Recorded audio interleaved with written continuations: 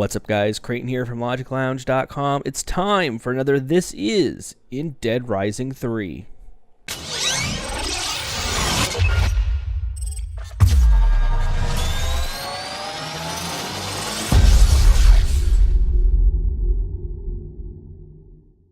Yes, this is Dead Rising 3. We're just going to get started with it and talk a little bit about, what Dead Rising 3 is, where it comes from. And this is an Xbox One game, so we get to see the new and improved graphics. Fortunately, though, you guys are seeing this in the 720p, not full 1080p.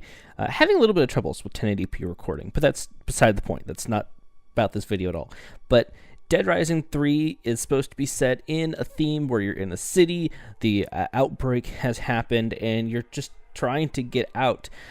What we're seeing right now is the very opening sequence of the game itself, so sort of spoiler if you wanted to start the game by yourself, but I don't think too spoiler enough where you guys are going to be getting too much of the game, because it is the introduction. So right now we're seeing 12 hours before the outbreak happens. What we're going to see, this is how the game progresses along in a nice sequential format. You start out as a mechanic is what it looks like, and we'll see him here in just a couple seconds.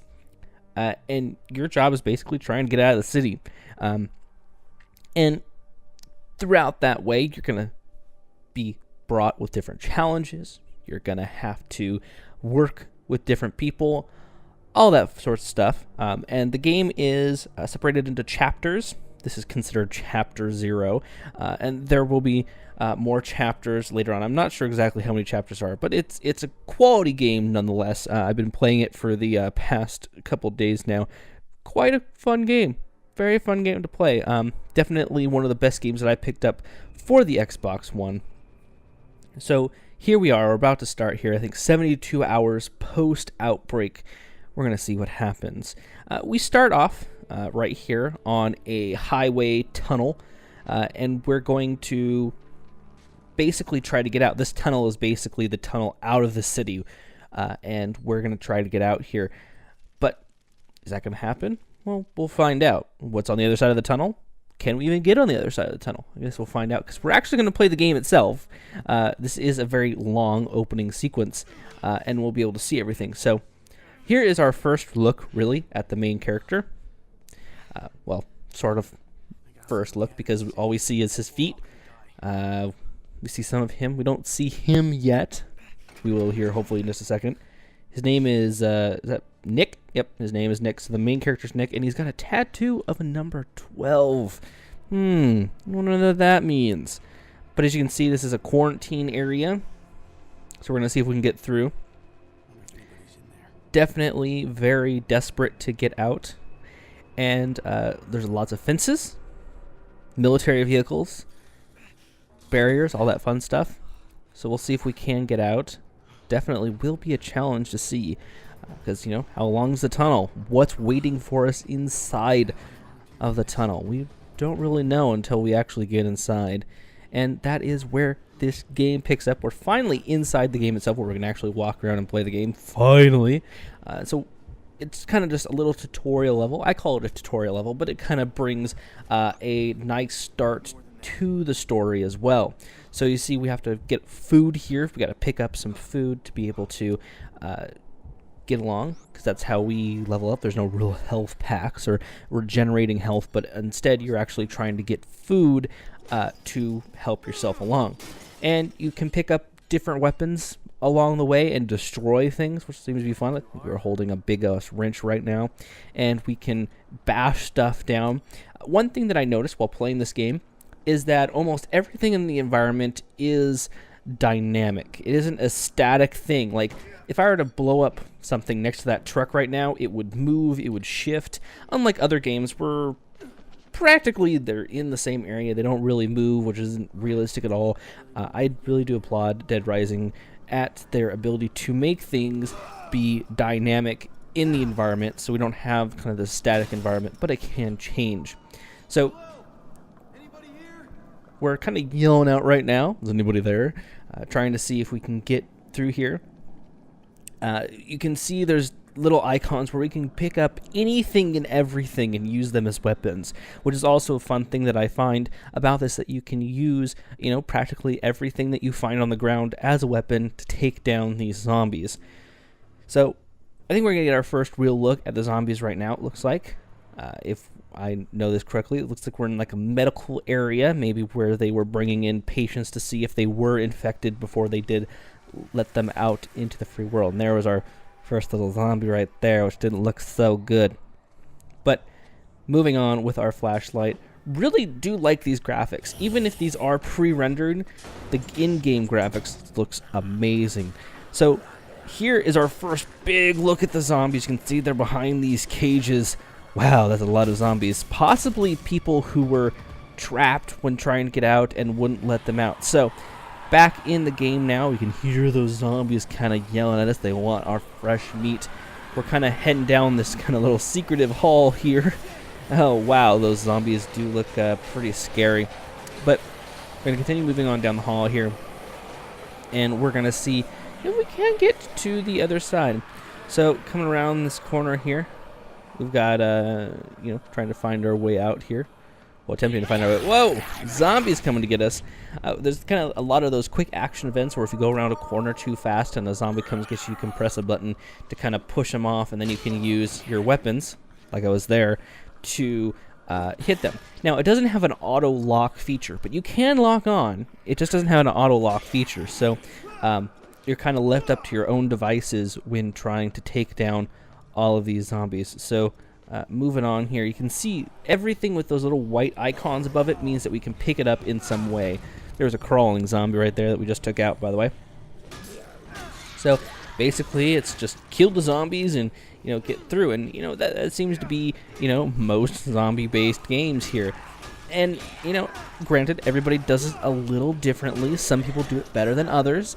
I think Dead Rising 3 is definitely up there in one of those better zombie movie games. Zombie movie games are really zombie games, but I do feel like I'm a little bit in a movie. With video games, it's kind of like a movie. It's an interactive movie. But moving on here, we're kind of trying to take out all these zombies here. You can use two types of hits. You can use a regular hit or a heavy hit. Heavy hits take more toll on your devices that you have and you're using, so they'll break faster and won't last as long. So, depending on which buttons you use, you could have a weapon for a lot longer or not so long. So, we don't actually have all melee weapons, but there are guns as well. Granted, they might be loud and attract more zombies, but you'll take them down a lot quicker. So we're kind of standing on this thing right now and taking out all these zombies here. I prefer to go more for the headshots because, headshots are better. If you notice, there's canisters, those the red and white canisters there. You can actually shoot them and they'll blow up. So you have that added ability of having objects being blown up. And I've played this level twice now because the first time I really didn't record and I did blow up one of those canisters. It actually did move that yellow taxi that you saw there. It pushed it across the way there. So definitely has a very dynamic architecture to it. It has a very dynamic items to it, which is awesome, and I really do like that. You can even see here that we can have the ability to open up trunks as well of cars as soon as we take out more zombies there. And we'll usually find things like flashlights or guns or more weapons. So there's tons of weapons hanging out anywhere and everywhere in this game, which is quite fun because you have that added ability of, switching weapons often, seeing what different weapons do, and seeing, what helps you out overall. So, looks like we're almost to where we need to go. And I won't ruin any fun for you right now, but, we'll see. You can see passing by tons of weapons, again, like I said, that we can use as melee weapons. We can even throw weapons as well. So you don't always have to hold on to it, but you can actually throw it. So if you had, like a hatchet, this hatchet that I have right here, I can actually throw it at somebody, maybe pierce them in the head, who knows, and kill them. And apparently I can't hit this person at all. There we go. So, you don't just have one thing. You can see there, I had my little targeting arrow that I could have just thrown the hatchet at for. So it looks like we're going to get out of here finally. But are we? Let's find out. So another cutscene here. It doesn't look too different from the game. There's some cutscenes here that look very, very different from the game itself, and you wonder why it's there. But this one definitely blends in good. Definitely looks like you're still in the game, but it's a cutscene of a game that still looks like the game. If you get what I'm going there, because there's some places that it just doesn't look like the game whatsoever, and then you get into the game and it's like the cutscene wasn't like this.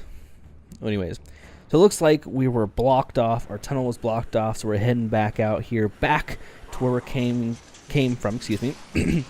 And the zombies are wanting to get out. Oh no! They actually broke out too. So are we gonna be able to fight these zombies? No, not really. We're just running away from them, it looks like.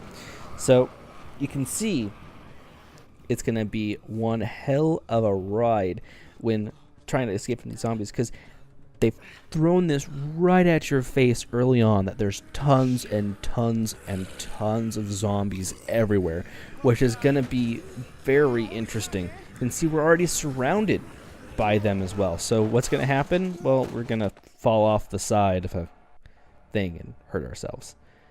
So we'll see what happens right here. Still in our cutscene, seeing where these zombies are. They're still behind us, but what is that? It's a plane! Ah! Well, that plane didn't make it. We're going down. Ooh! It is just taking out all those zombies for us. Making a nice clean path, right? Well, we'll see. Well, it looks like this is the beginning sequence with Microsoft Presents, a Capcom Vancouver production. So definitely like a movie. We have this beginning feeling of the movie, and kind of saying, this is Dead Rising 3. Let's have some fun, which we are gonna have tons of fun, by the way. So, again, I applaud them for their cutscenes. I applaud them for the stories. Quality looks amazing, and we will be playing this game with you guys. If you guys didn't know, we actually have a twitch.tv channel, which we'll link off to in the description of this video.